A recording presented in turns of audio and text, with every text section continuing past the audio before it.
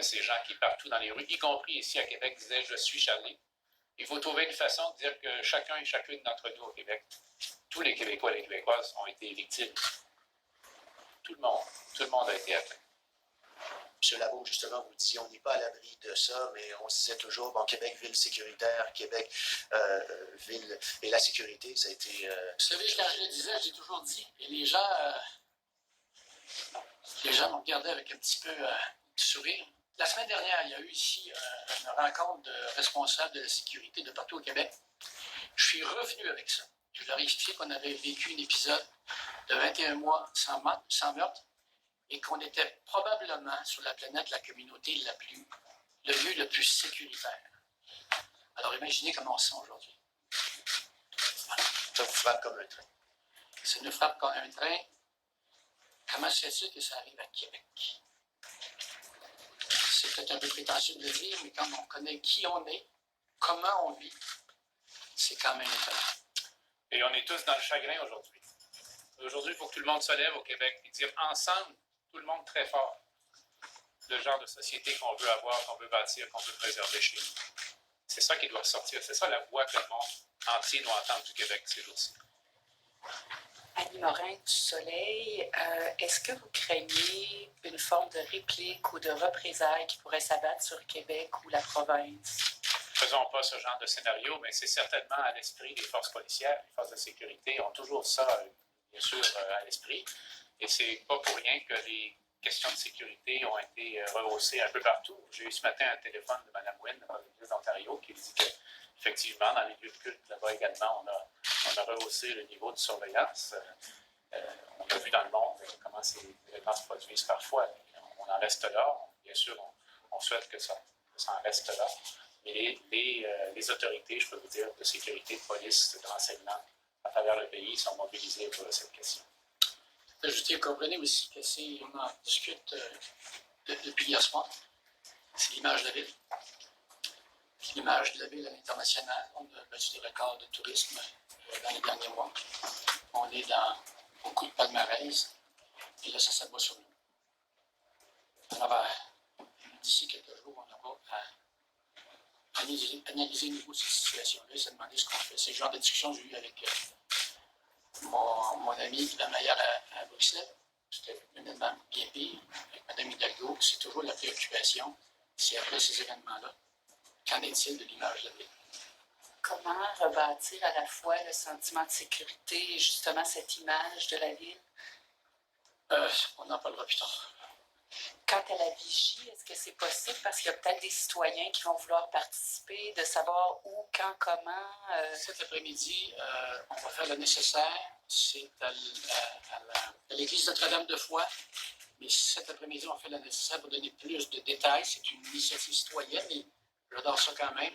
On va aller un peu plus loin, parce que là, on les prend une heure à la fois.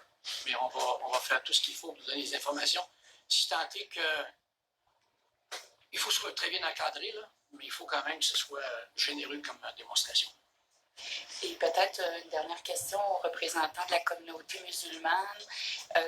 Pouvez-vous nous dire qu'est-ce qui était en place justement comme mesure de sécurité au centre culturel et est-ce que vous viviez dans un climat de peur ou d'intolérance avant cet événement?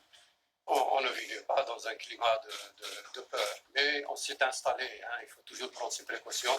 On a des caméras partout, à l'intérieur et à l'extérieur, dans les couloirs aussi, pour ne pas se dire, bon, quand ça va nous frapper un jour, on a pris déjà des précautions. Mais si vous allez me dire, est-ce qu'il y avait des éléments précurseurs? Depuis quelques temps, depuis 2 ou 3 ans, il y a toujours des individus qui apparaissent dans la société et qui insultent les autres parce que les autres ne sont pas comme eux. Donc on a eu des affiches, on a eu des croix gammées sur nos murs, on a eu la tête de cochon avec bon appétit, alors que nous on ne mange pas de cochon.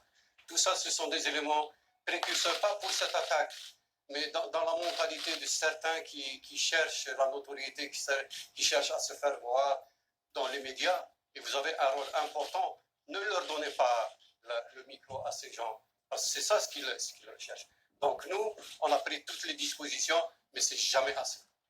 C'est pour cette raison qu'on va faire appel. D'ailleurs, dans les doléances, on va faire appel aux autorités afin qu'ils puissent nous aider à voir comment cette sécurité puisse être mise sur pied pour être vigilant. Et non, ce n'est pas uniquement les associations religieuses, c'est toutes les associations qui risquent d'être touchées par ça.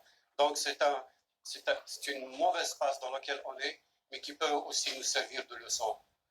Et nous sommes le cobaye qui va servir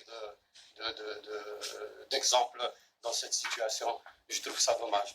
Mais tout à l'heure, on a parlé uniquement de nous les vivants. Hein. Il faut qu'on ait tous une pensée à ces morts qui sont partis, six de nos frères. 6 de nos frères qu'on connaissait hier, qui étaient avec nous, que je voyais et qui priaient à côté de moi, main dans la main, et on se saluait à la fin. Ils ont été assassinés dans le dos, parce que les gens, quand ils font la prière, ils font la prière en avant. Et ils sont rentrés, ils ont tué ces gens, et ils ont laissé maintenant des orphelins. Ayez tous une pensée pour ces gens, pour les enfants et pour les femmes.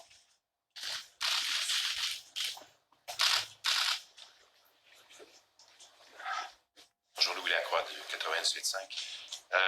Est-ce que vous connaissiez ces personnages-là qui ont commis ces gestes horribles? Est-ce que c'est des gens qui étaient connus de la communauté musulmane à votre connaissance? Est-ce que c'est des gens avec qui vous aviez des contacts?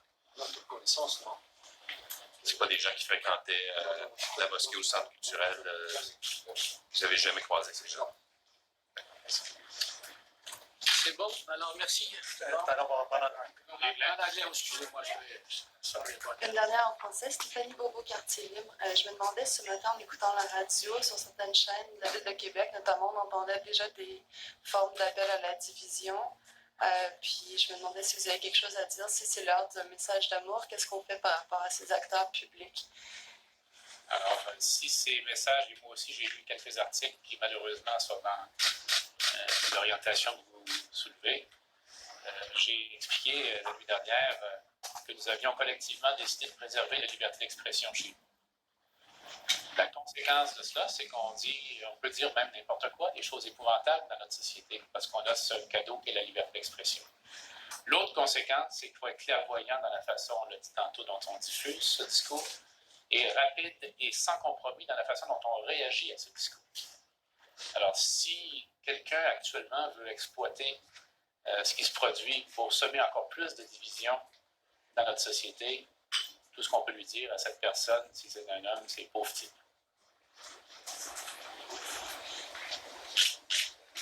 Alors, on va passer au question. Thank you, Mr. Premier Giuseppe Valiante, the Canadian Press. A lot of the politicians who've been speaking to reporters, they talk about being shocked, about being surprised. A lot of the Muslim community speaking to reporters in Montreal and Quebec City, they're not talking about being surprised as much. Even yourself, not long ago, you mentioned that one or two of your political opponents speak in ways that are reminiscent of the European far right. So what role does Quebec's political, the climate, the rhetoric have to play in this attack? So let me be very clear today, there are no political parties, we all speak with the same voice. All Quebecers are united in the solidarity that we are witnessing today. But I will just repeat what I said yesterday. Spoken words matter. Written words matter. They can, of course, express an idea, but they can hurt. They can hurt very much. And we should all be cognizant of that. And your colleague this morning blamed the attack, partly at least, on Donald Trump and the rhetoric south of the border. What do you have to say about that? I would not go there. We are obviously in a world where people tend to divide themselves rather than unite themselves. This is why our country, Canada and Quebec, our nation, Quebec here, have to remain a beacon, a landmark of tolerance and openness in this troubled world. And this is the challenge that is before us today. As I said in French, it's normal in times of crisis that everyone will speak with the same voice of tolerance, integration, and inclusion.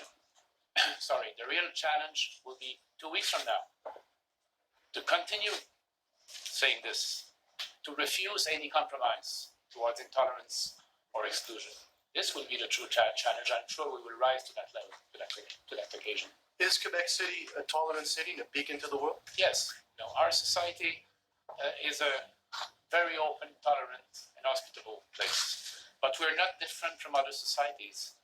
We have the same devils in our society. Xenophobia, racism, exclusion exist in Quebec too. Our role as leaders is to express without any compromise our rejection of these type of thoughts and attitudes. But we should not be complacent about our society. We, of course, are envied by the whole world, and hence the dismay around the world today. But we also have to recognize that we always have things to work on in a society as diverse as it is today, and it will become even more diverse in the future. So let's not only start, but continue working together towards inclusion and full citizenship for everyone. Hi, this is a question for Mr. Lapidi. State your name, please. Alison Northcott with CBC News. I just want to hear, I'm wondering if you could tell us a little bit about the community members and friends that you've lost, what the community is going through with this loss. Can you repeat the question, please? Yeah, I just want to hear about the loss. If you could tell us a little bit about some of these community members and friends that you've lost and what it's like for the community to lose these people. Comment la communauté vit le deuil de la perte de ces gens. It's a very tough dream. A very big tristesse, sadness, very big sadness in our community, all the community, because we take together as a brother, and we love each other, and there is it's a very, very big tragedy. Yeah. Now, as we heard just before from our colleague here, I have a message for all the media to try to personify the dead people. Because we have professors in university, we have commerciant, shopkeepers, and we have many kinds of key contribute to society.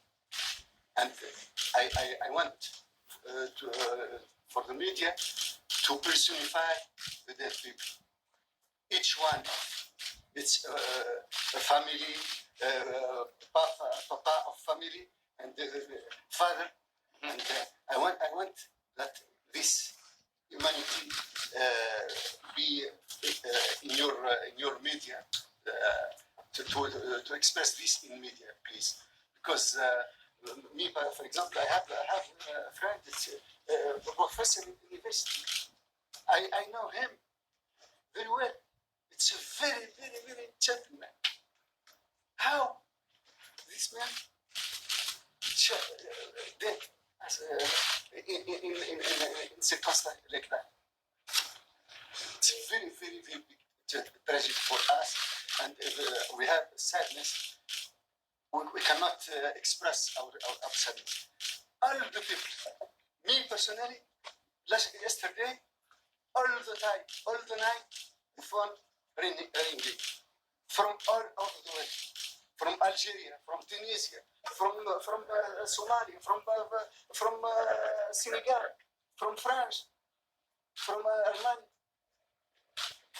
because we have many brothers who are part in their country, and they ask about their local people, and they try to know if you are the dead or not dead people. And so it's very, very, very big tragedy for us. If I may add, well, this is what those guys asked this morning. Well, explain what happened in the community for sure, but also when he says personify, he says explain the story of each of those guys that has been killed.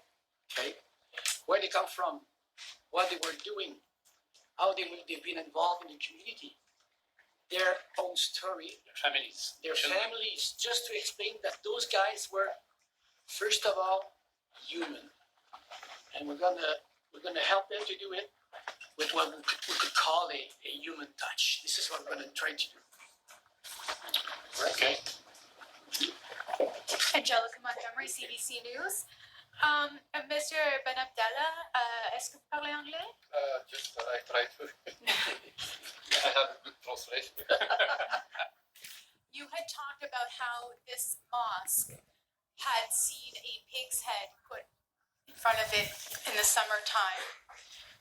Was that incident taken seriously enough, or do you feel that your community has been protected enough? I think yes, we have protected enough, but we say also it's not enough because somebody can appear here and create other situation. Just today is a few paper with a racist thing. After that, drawing on the Kuragame.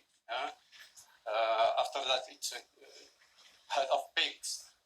Today, it's we cannot say we are protected, but we have to be very, very, very vigilant, careful for our community. Really, we are disturbed that why you have not a good word to express our situation in other English, in other language. We are French people. We speak French people here in Quebec. If I may also add, because that came to the police department in Quebec City, that has been taken very seriously. You have to say that. And the problem is that probably, and we had a discussion this morning, we didn't get back to them with the information.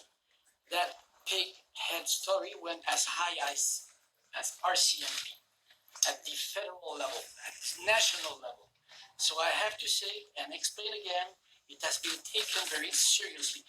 The only problem, probably, and this is what I'm going to try to refit, is the information didn't get back to the community. But sometimes it has to be done like that, because we're in a certain kind of matter that has to be sometimes maybe too much secret. We have to say. Cindy Sherwin from CTV News. Premier Couillard, you don't, of course, as you said earlier, want to comment on why this happened yet. But given what's going on around the world, and the world is watching, of course, has this caused you to reevaluate the state of racial tension? Given that this happened and given what's going on south of the border, do you see a connection, not literally, but in terms of the mood? We know that this horror has been based on intolerance and hatred towards one specific community. It's too early to say exactly what kind of message these people, horrible message they wanted to send.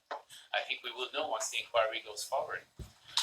We have been preoccupied with this in Quebec. We are actually, the Minister of Immigration with us today is spearheading a group on systemic racism in Quebec, trying to see how we can address that issue and work on it. Because we should not, again, be complacent or naive, but we should not be too negative about our society. Quebec is a good, generally loving society. But we have these devils in our society as well, like other societies have, and we have to recognize that and fight them. C'était la dernière question. On prend une dernière et c'est terminé après. Merci. Thank you. My name is Stephanie Bobo from Quartier Libre. So I'd like to know, my previous question in French wanted to know what precise measures are you aiming to take against systemic violence and systemic oppression that's accompanying our Muslim and Arab friends here in Quebec. First, we have to always use two verbs in the same sentence: fight and prevent. There will be no compromise on our desire to fight extremism, violent manifestations of intolerance, and of course terrorism. And as we speak today, we have young Canadians and Quebecers fighting terrorism around the world and risking their lives in our name. This is the first verb that has to be mentioned in that sentence. The second one is prevent. The second one is prevent.